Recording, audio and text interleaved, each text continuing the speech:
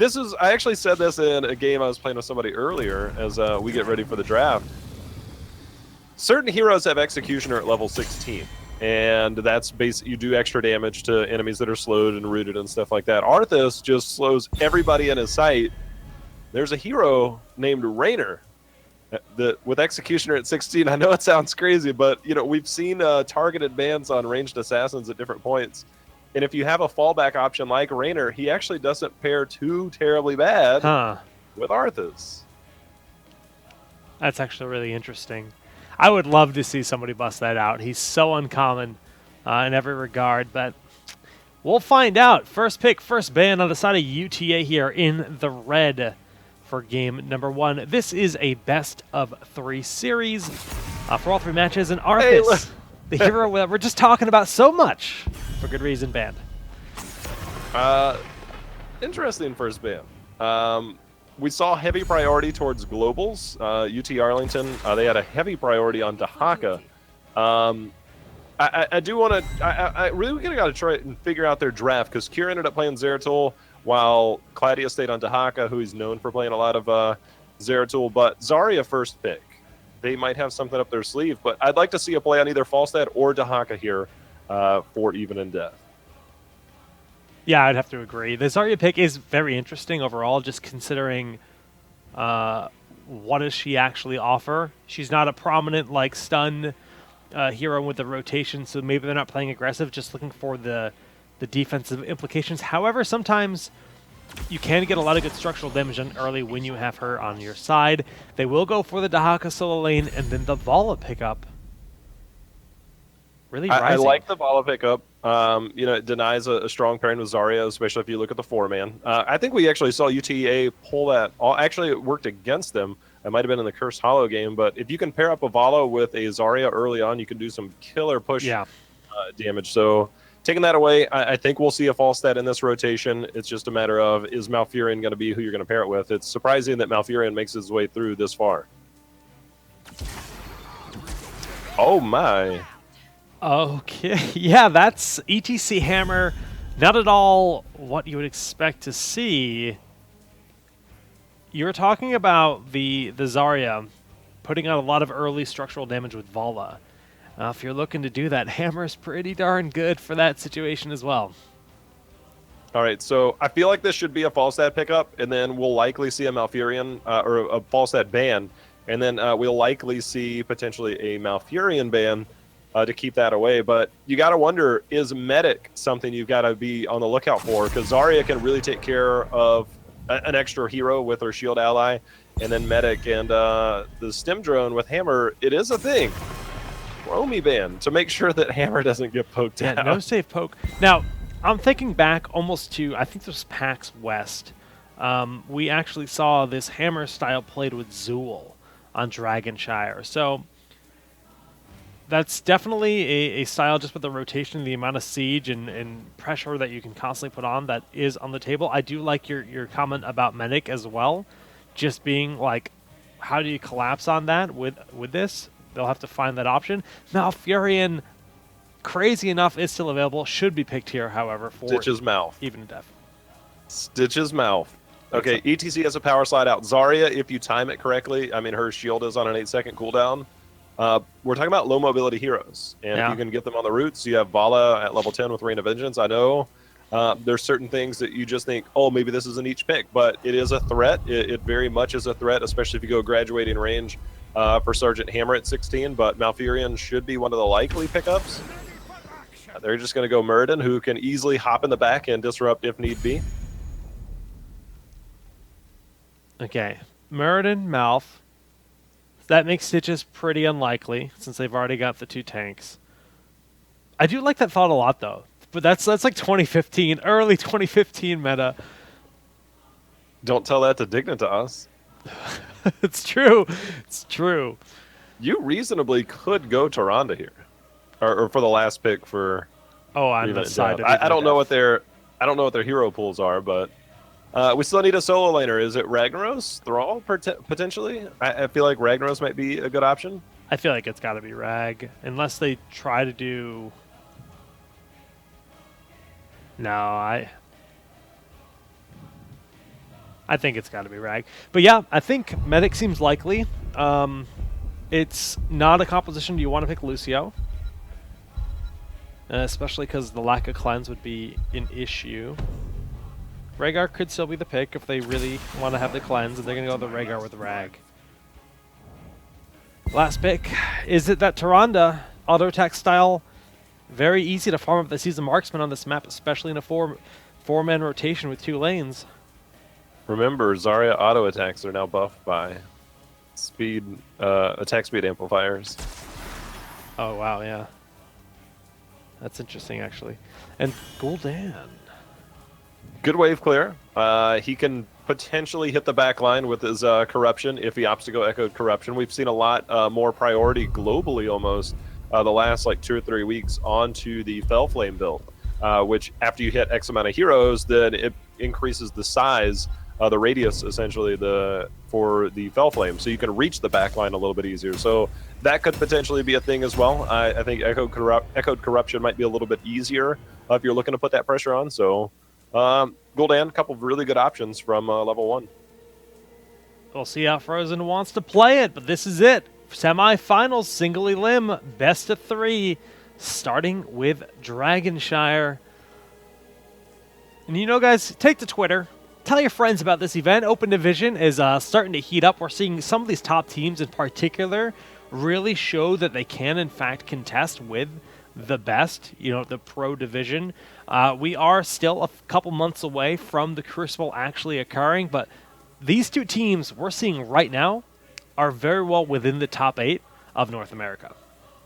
Yeah, I think that's one of the things that a lot of people will look at Open Division and not think that they have a chance, but both of these teams, including UT Arlington being the most likely, could easily be going up against a couple of the lower teams in the Pro Division. There's no embellishment about that. It's just a fact at this point. I agree wholeheartedly. And here we can see the early talents being picked up. It's going to end up being the Shadow Clarity here from Malfurion.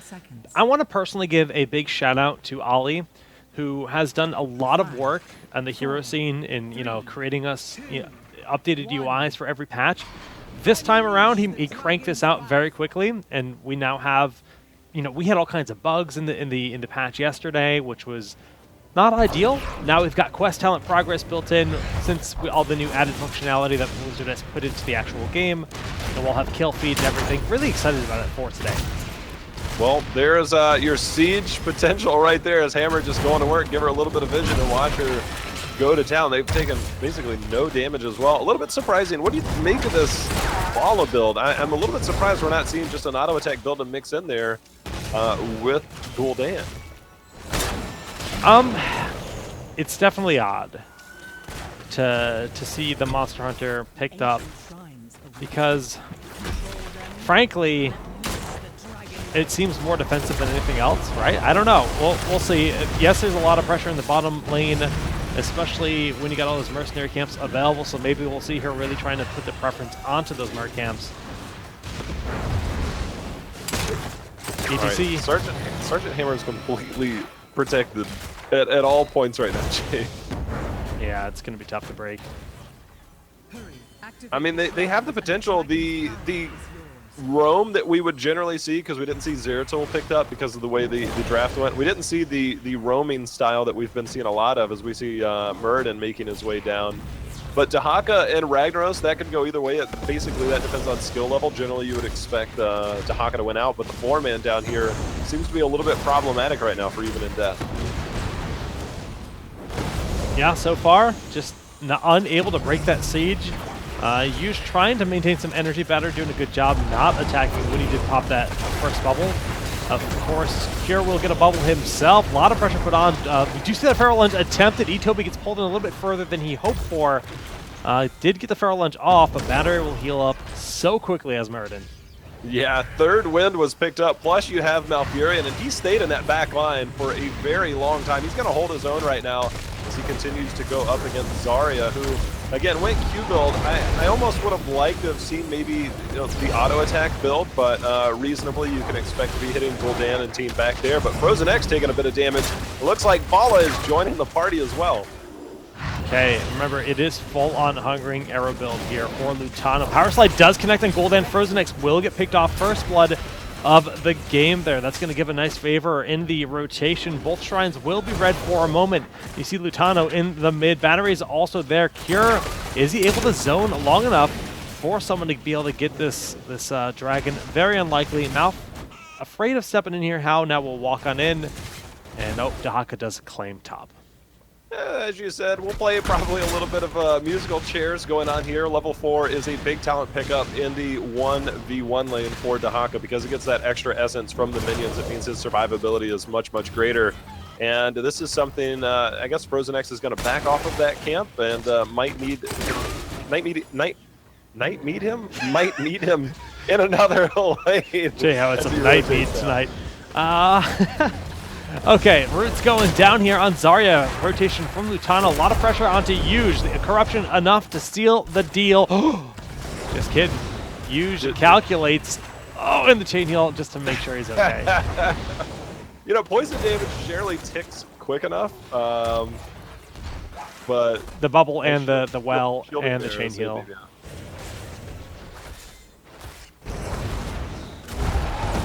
Okay. Well, Giant Camp down in bot. Pretty standard stuff. Level 7 about to be locked in, though. We can see the progress on Puncturing Arrow. Doing relatively well so far. 30 picked up in that regard. And it is pinpoint accuracy, more into the Q build, as you mentioned earlier. Here we go. The good thing, I guess, for Even in Death is that with Gul'dan and Malfurion on their team is they're able to just push back the wave clear. Neither team gaining a huge advantage. Just seems like a lot of the damage tends to be coming out on the side, but there's the jump in, the Dwarf Toss. You'll see the damage is spreading. Right now, things starting to look a little bit better for Even in Death. I wouldn't be surprised, Jake, if at some point, maybe early in the game, they try and make a power play and use Dahaka's Brush Stalker to try and mix things up. Because right now, it's just a back-and-forth battle, but that could be one thing that could turn it around for him. Jared does have to use a knockback here. The Roots will whiff entirely. Battery currently trying to channel that dragon, but the siege up. And Sergeant Hammer really going to be an issue in all these moments when they just cannot break that. Feels good to see Balloon's Grace for Malfurion. No broccoli, by the way. Yeah. Last night we saw everything but Balloon's Grace. Dude, don't hit on the broccoli. Eat your vegetables. Muradin, Dwarf tossing up there to try to get there as soon as possible. Kevin actually gets off the point, relinquishing control of that bot. We do see the Ragnar's rotation be sufficient in stalling this out in the mid lane. Now, Lutano made a good play to try and stay on that, but the rotation down from Ragnaros definitely won out. That does give a little bit of an advantage to Dahaka right now, as he's able to push that wave. But the bottom, you know, again, the back and forth will continue here. I mean, you got to look at the differences in talents. At level 7 for Vala, she has that repeating arrow, so when she uses that vault, she has another one, which synergizes really well with that Q build. Hunger for power for Gul'dan increases damage, and then on the other side, you have Hammer, who basically gets a heal. So you see two different directions with these builds. So the burst damage for Even in Death might start to pay off a little bit here coming soon. It's definitely something they got to think about. The sustain, however, we've seen a lot of it. The shields and the heals coming through. Cure looks like he wasn't even touched, even though so much DPS was thrown his way. Did end up popping that first aid. How gonna end up going down here on the Malfurion in the back line, giving a 1 hero advantage as level 10 is picked up. And what is that talent, Jay How? BFG, he just YOLO casts it, getting nothing done. Generally, you'll see people do that at level 20, like they snap in a talent that is most impactful that can win them the game potentially. But that's just like, nah, we're going with it anyways. Level 10, just roll with it. Expulsion Zone used. Expulsion Zone will keep them away, and the thing about Expulsion Zone, it is one of the shortest cooldown heroics. Oh! Speaking of heroics. Nice Sulfura Smash going down, but Homicidal's going to be able to stay alive with his heroic ability and walk away from it. So a 1-for-1 trade, the Self-Smash going out for adaptation. Will the dragon be picked up? I don't think so. Itobi's channeling, but yep, bottom lane does go to blue. They continue to run in the power slide over. This might be enough as Ragnaros started to come over. Avatar was used as he dwarf tosses. So forcing out a big heroic there was UTA. Okay, Dahaka once more, the target here for ETC Ragnaros. Body blocks insufficient though as he just slides his way through, drags Rag into the turrets, putting on some heavy damage there. Bottom, it's going to be Huge this time being collapsed on. Oh, the Horrify will be cast, roots are down, and Huge goes down, throwing out that expulsion zone just a little bit too late after that Horrify. Yeah, that's very well done, and now they also have the Siege Giants. They'll be able to clear up Siege Giants facing them. They'll get a little bit of a push, so the 4-man starting to open up just a little bit. Battery misses his Stormbolt there, but he's holding the zone right now in the middle. And sometimes you don't need the Dragonite to do the damage, as we see that entire front wall has now been completely wiped out. It's definitely interesting to see this Hungering Arrow style overall. I mean, the double cast gives him a lot of burst range advantage going down, vaulting away, throwing out that second Hungering Arrow. He's almost done with the Puncturing Arrow talent, so it's going to give him a lot of additional damage. 5 ticks away from completing that. Homicidal, oh, so low here in the top lane. Playing with fire, will have to hearth home. Playing with fire, Ragnaros is in the middle. Dude's made of fire. Battery jumps in, stage dive on its way down. Will we have the Brush Stalker? Oh, the BFG picking up a double kill. Itobi's solo will throw out the Ancestral top and Zarya off. Zarya has the shield. It's a 3-for-0. Make it 4, J-How. Yeah, the Sulfurous Smash followed up with a BFG, just deleted 2 people. I mean, it deleted Jake. I was like, did they just disappear? Like, they just got, like, run into the ground.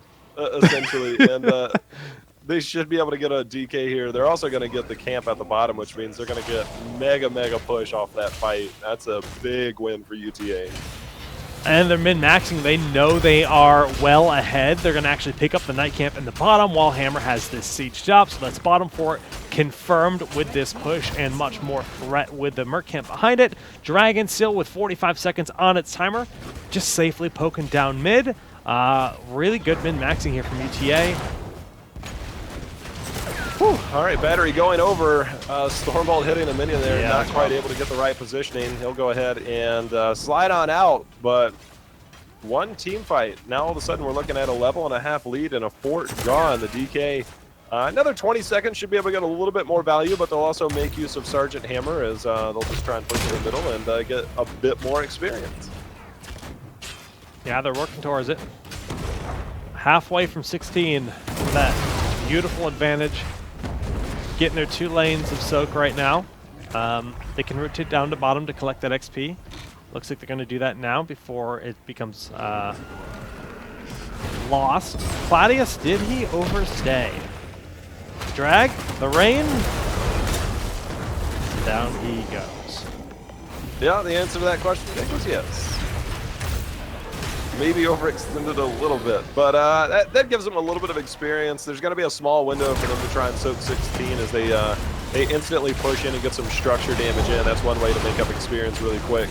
They take that down. Dahaka soaking the mid. He'll also dual soak by getting the bottom. So good play there by Even to Death. Good map awareness, and nicely done. Now, Lutano is going to be able to duel super effectively with the Q build. Siphoning Arrow, I mean, he is fully committed into this style. If he goes in a 1v1, say, against Ragnaros, he'll absolutely be able to win that fight.